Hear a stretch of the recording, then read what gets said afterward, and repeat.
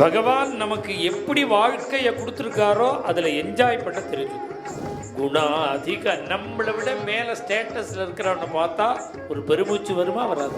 விசாலமான மனசு இருந்தவனுக்கெல்லாம் கஞ்சத்தனம் வந்துருவான், நேர் எகென்ஸ்டாக இருப்பான். நமக்கு சாஸ்திரங்கள் என்ன சொல்றதா, ஒரு செகண்ட் கூட நீ டயத்தை வீணடிக்காமல் படிப்பையும் பணத்தையும் சம்பாதிச்சுட்டே இருக்கணும்.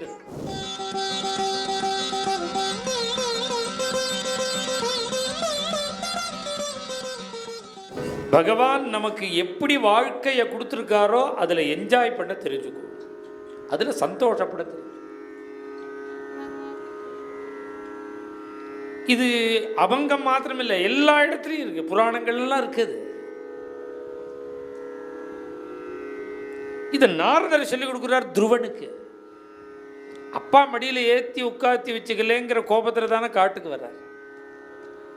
இப்போ அந்த துருவனுக்கு யார்கிட்ட கோபம் வரும்? அப்பாவை விட தம்பிட்டு தான். அவனை உட்காத்தி வச்சுட்டு இருக்கார், நம்மளை உட்காத்தி வச்சுக்க. இது ரொம்ப தெரிஞ்ச விஷயம். குடும்பத்திலேயே ஒரு குழந்தைய கொஞ்சினா இன்னொரு குழந்தைக்கு கோபம் வந்துடும், முகத்தையே பார்க்காது. அது இயற்கையான அது. அதுபோல இந்த அப்பா மடியில் உட்காரலேங்கிற கோபம் தம்பிட்டு தானே வரணும். அந்த கோபத்தில், ஏதோ ஒரு கோபத்தில் துருவன் சுவாமி வரும்பொழுது நாரதர் வரார்.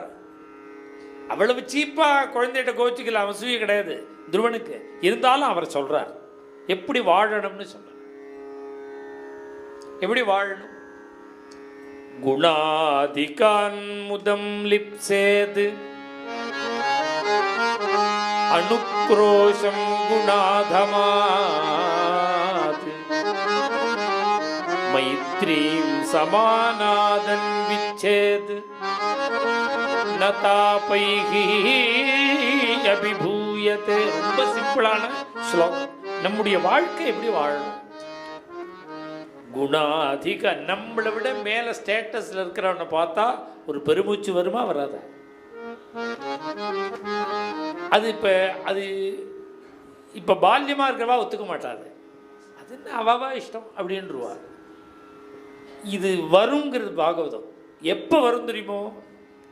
வார்த்தாயாம் கபிலோபதேசத்தில் சொல்கிறாரு. இப்போ வராது, ரிட்டையர் ஆன உடனே வரும். பணம் வந்துட்டே இருக்கிற புத்தி கிடவே கிடாது. அதனால தான் விஆர்எஸ் வாங்கிக்கக்கூடாதுன்னு சொல்லிகிட்டே இருக்கேன். விஆர்எஸ் வாங்கிண்டா அப்படியே புத்தி குறுகி போயிடும், தரித்திரம் வந்துடும், புத்தி தரித்திரம் வந்துடும். அப்புறம் செலவழிக்க மனசு வராது, ரொம்ப கம்மியாகிடும் வரவு, கையை பிடிக்கும்.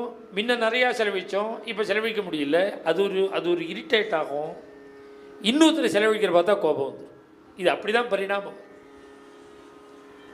இதை கபிலோபதேசத்தில் பகவான் சொல்கிறார். வார்த்தாயாம் லுப்பியமானாயாம் மாரப்தாயாம் புனப்புன லோபாபிபூதா. விசாலமான மனசு இருந்தவனுக்கெல்லாம் கஞ்சத்தனம் வந்துருமா, நேர் எகென்ஸ்டாக இருப்பான். அதனால இன்னைக்கு உத்தியோகத்தில் இருக்கிற வாழ்க்கெல்லாம் நான் சொன்னால் அக்செப்ட் பண்ணிக்க முடியாது. உங்களோட 70வது வயசில் நான் சொன்னதை நம்புவேன். குணாதிகான் முதம் லிப்சேது. அதனால தான் சொல்கிறேன், இருக்கிற வரையும் சம்பாதிச்சுட்டே இருக்கணும். எல்லாம் போரும் சார்னு சும்மா இந்த ரிஷிகேச விவகாரம்லாம் வச்சுக்கூடாது. ஏதோ ஞானம் வந்தா மாதிரி இல்லை. என்ன ஞானம் உனக்கு? புடலங்காய் ஞானம். பணம் இல்லாமல் என்ன பண்ண முடியும்? பம்பாயில் அதுவும் ஆற்றை விட்டு கீழே இறங்கினா 1000 ரூபா இல்லாமல் எதாவது பண்ண முடியுமாஞ்ச? அப்போ என்ன வரட்டு வேதாந்தம்? பணம் சம்பாதிக்காமல் இருக்கவே இல்லை. சும்மா எனக்கு எல்லாம் போய் சும்மா உன்னால முடியல பொய் சொல்ற. நீ உன்னால சம்பாதிக்க முடியல, அதுக்கு வைராக்கிய மாதிரி பொய் சொல்ற. உன்னையே நீ ஏமாத்திக்கிற. ஆக்டிவா இருக்கணும், சம்பாதிச்சுட்டே இருக்கணும். கணசா க்ஷணசைவ வித்யாமர்த்தஞ்ச சாதையே.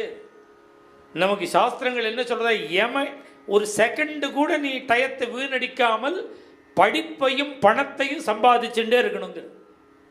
பணத்தையும் சம்பாதிக்கணும், படிப்பையும் சம்பாதிக்கணும். மேலும் இது போன்ற சிறப்பான நிகழ்ச்சிகளை காண இப்போவே லைக் பண்ணுங்க, ஷேர் பண்ணுங்க, மறக்காம சப்ஸ்கிரைப் பண்ணுங்க.